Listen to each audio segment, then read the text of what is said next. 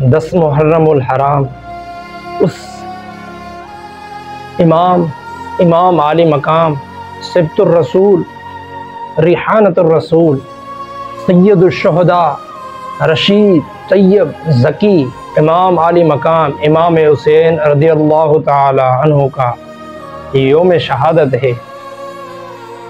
امام حسین وہ امام حسین ہیں کہ جس کے نانا نبیوں کے سردار، امام حسین وہ امام ہیں کہ جس کے والد ولیوں کے سردار، جس کی والدہ جنت کے عورتوں کی سردار اور جس کے بھائی جنت کے نوجوانوں کے سردار۔ امام حسین وہ حسین ہیں کہ جس کے خاندان کے لیے خود رب ذوالجلال نے ان کی پاکیزگی کے لیے فرمایا انما یرید اللہ لیذھب عنکم الرجس اہل البیت۔ امام حسین وہ عظیم الشان ہستی ہیں کہ جب آپ کی ولادت ہوئی تو سب سے زیادہ خوشی کرنے والے سرور کونین صلی اللہ علیہ وسلم تھے۔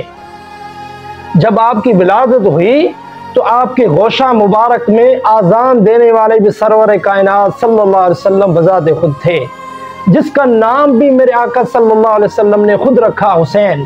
حسین ایسا نام ہے کہ جو کبھی بھی عربوں میں کبھی بھی کسی کا نام حسین نہیں تھا۔ امام حسین وہ عظیم ہستی ہیں کہ جس کے لیے میرے محبوب صلی اللہ علیہ وسلم نے فرمایا کہ حسین منی وانا من الحسین احب اللہ من احب حسین، کہ حسین مجھ سے ہے اور میں حسین سے ہوں، اور اللہ تبارک و تعالی اس سے محبت رکھتا ہے جو حسین سے محبت رکھتا ہے۔ جو میرے محبوب صلی اللہ علیہ وسلم کے کندھوں پر سوار ہوں تو میرے آقا صلی اللہ علیہ وسلم اپنے سجدے کو لمبا کر دیں۔ امام حسین رضی اللہ تعالی عنہ کے رونے کی آواز آئی تو میرے آقا صلی اللہ علیہ وسلم نے فرمایا کہ اے فاطمہ اتعلمی کہ ان بکاءہ یؤذینی، تجھے معلوم نہیں ہے کہ مجھے حسین کا رونا تکلیف دیتا ہے۔ وہ امام حسین ہیں جب آپ کی شہادت ہوئی تو سرور کونین صلی اللہ علیہ وسلم رو رہے تھے، تو حضرت ام سلمہ نے پوچھا یا رسول اللہ آپ کیوں رو رہے ہیں؟ تو میرے آقا صلی اللہ علیہ وسلم نے فرمایا کہ شہدت قتل حسین عانفا، کہ میں ابھی حسین کے قتل کو دیکھ کے آیا ہوں 22 رجب 59 ہجری، جب حضرت امیر معاویہ رضی اللہ تعالی عنہ کا انتقال ہو گیا تو یزید تخت پر بیٹھا۔ جیسے تخت پر بیٹھا تو فوراً ان کے ذہن میں آیا کہ میں اپنے سب کو مطیع بنا دوں، اپنا فرما بردار بنا دوں، اپنی سب سے بیعت کرا لوں۔ تو سب سے جو بڑا خطرہ یزید کو تھا وہ امام حسین رضی اللہ تعالیٰ عنہ، عبداللہ بن زبیر، عبداللہ بن عمر اور عبد الرحمن بن ابی بکر تھے۔ 4 شخصوں سے یزید کو خوف ہوا کہ اپنی خلافت کا اعلان نہ کر دے، اس لیے یزید نے مدینے کے گورنر کو ایک خط بھیجا کہ ان سے اطاعت کروائیے۔ مدینے کا جو گورنر تھا وہ عقبہ بن ولید تھا، تو اس نے حضرت امام حسین رضی اللہ تعالیٰ عنہ کو بلوایا اور اس نے کہا کہ اے امام حسین یزید کی بیعت کر دو۔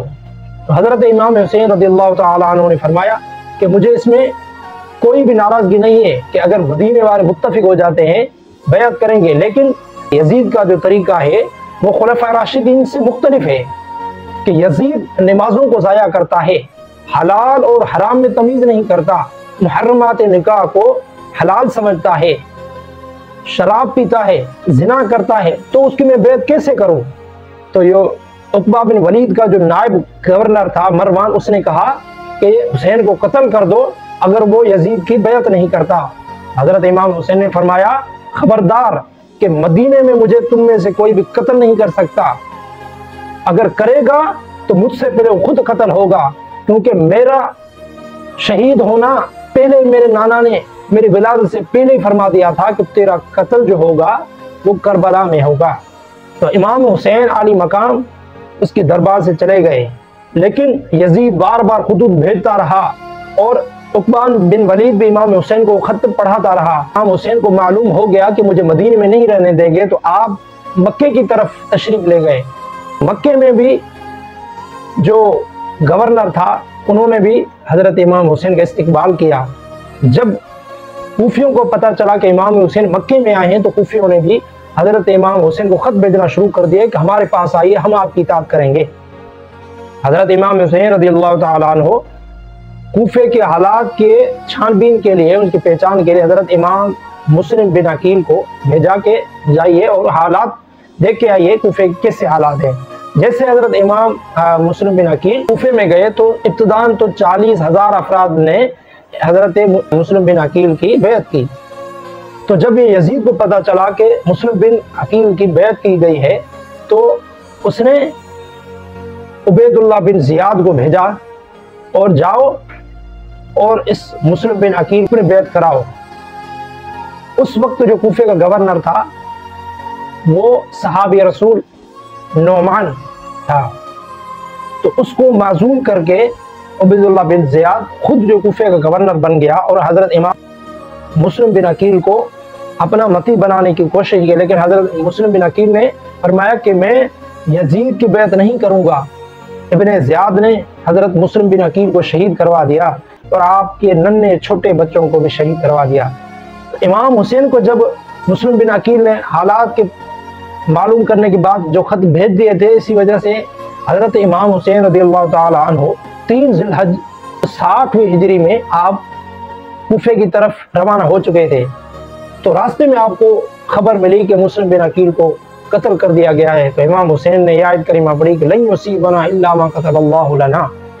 آپ کو بہت سے لوگوں نے روکا کہ تم کوفے کی طرف نہ جاؤ، کوفے والے دھوکے باز ہیں، تب بھی امام حسین رضی اللہ تعالی عنہ پیچھے نہیں ہٹے. حضرت امام حسین اور ایک جگہ سے گزرے تو محرم الحرام 61ویں ہجری چل رہی تھی. پوچھا گیا کہ اس جگہ کا نام کیا ہے، تو بتایا گیا کہ اس کا نام کرب و بلا ہے، یعنی مصیبتوں والی جگہ. حضرت امام حسین رضی اللہ تعالیٰ عنہ نے فرمایا کہ اسی پر اپنا پڑاؤ ڈالو. حضرت امام حسین کے ساتھ 72 افراد تھے اور سامنے یزیدی لشکر کے 40,000 افراد تھے. حضرت امام حسین کے مقابلے کے لیے 40,000 لشکر آگے آیا. حضرت امام حسین کے ساتھی ایک ایک کر کے شہید ہوتے جا رہے تھے. اپنا جھنڈا حضرت عباس کو دیا اور حضرت عباس کو فرمایا کہ تم قتل غارت نہ کرنا، اور آپ کو جنگ سے روک دیا تھا، بس یہ حکم فرمایا کہ تم جاؤ اور پانی بھر کے آؤ. تو حضرت عباس جب پانی بھرنے کے لیے باہر نکلے تو یزیدیوں کو 40,000 لشکر جب نے حضرت عباس کو دیکھا تو وہ پیچھے ہٹ گئے. 40,000 لشکر، اتنا بڑا لشکر اکیلے حضرت عباس سے ڈرنے لگے اور وہ راستے کھل گئے. حضرت عباس جا کے نہر فرات تک پہنچ کر پانی بھرنے لگے. جب آپ پانی بھر کر واپسی آ رہے تھے تو یزیدی لشکر نے دیکھا کہ آپ کے ہاتھ میں تلوار نہیں ہے، تو انہوں نے آپ کے بازو کو کاٹ دیا. تو دوسرے بازو میں پھر پانی کو پکڑا، تو دوسرے بازو کو کاٹ دیا. تو پھر آپ اپنے منہ مبارک میں رکھ کر پانی کو آگے لے کے آئے، لیکن ظالموں نے حضرت عباس کو بھی قتل کر دیا. پھر حضرت امام حسین کے شہزادے بھی شہید ہوتے گئے. حضرت علی اکبر جو سرور کونین صلی اللہ علیہ وسلم کے مشابہت رکھتے تھے، وہ جب تیار ہوئے جنگ کے لیے تو حضرت امام حسین نے خود اس کو امام باندھ کر اور جنگ کے لیے بھیجا. حضرت علی اکبر بھی شہید ہو گئے. تو پھر حضرت امام حسین بذات خود اس جنگ میں تشریف فرما ہوئے اور یزیدی لشکر کو فرمایا کہ میں ادھر جنگ کرنے نہیں آیا، اگر میں جنگ کرنے آتا تو اپنے اولاد کو، اپنے بچوں کو نہ لے کے آتا. حضرت امام حسین رضی اللہ تعالی عنہ نے فرمایا کہ مجھے تم کیوں قتل کرنا چاہتے ہو؟ حالانکہ نہ میں مرتد ہوں، نہیں میں نے نعوذ باللہ زنا کی ہے، نہیں میں نے کوئی ایسا قتل کیا ہے جس کی وجہ مجھے قصاصاً قتل کیا جائے، مجھے کیوں قتل کر رہے ہو؟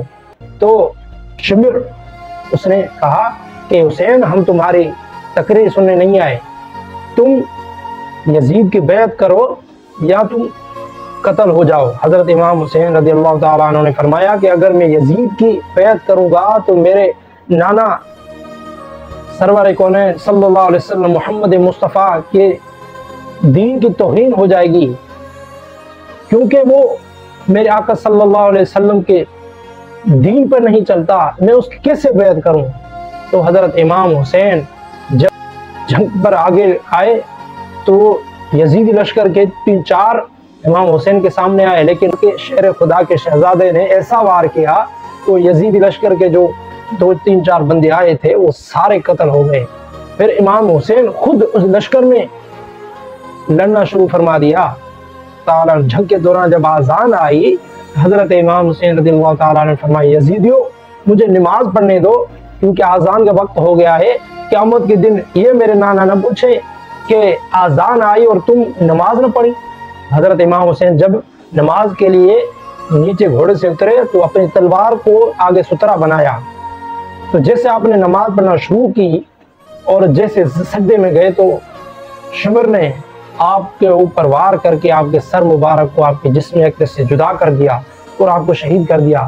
لیکن حضرت امام حسین نماز کے دوران سجدے کی حالت میں شہید ہو گئے اور آپ کے لبوں مبارک پر سبحان ربی العالی یہ الفاظ گونج رہے تھے۔ جب آپ کے سر مبارک کو نیزے پر رکھا گیا تو اس وقت بھی آپ کے لبوں مبارک پر بھی سبحان ربی العالی جاری تھا۔ وہ امام حسین تھے جنہوں نے اپنا جان مال قربان کر دیا اپنے نانا کے دین پر۔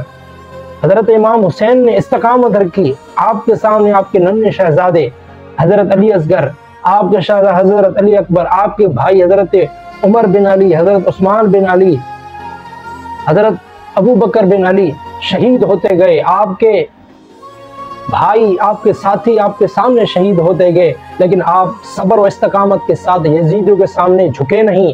حضرت امام حسین نے یہ پیغام دیا کہ کبھی بھی ظالم کے سامنے جھکو نہیں اور اللہ کی عبادت سے ہٹو نہیں، چاہے کسی بھی حالت میں ہو، نماز کو نہ چھوڑو، نماز کی پابندی کرو۔ ہمیں چاہیے ہم بھی امام حسین رضی اللہ تعالیٰ عنہ کے طریقے پر چلیں اور اپنے آپ کو سرور کونین صلی اللہ علیہ وسلم کے دین کا مطیع بنائیں، حضرت امام حسین کے طریقے پر چلیں۔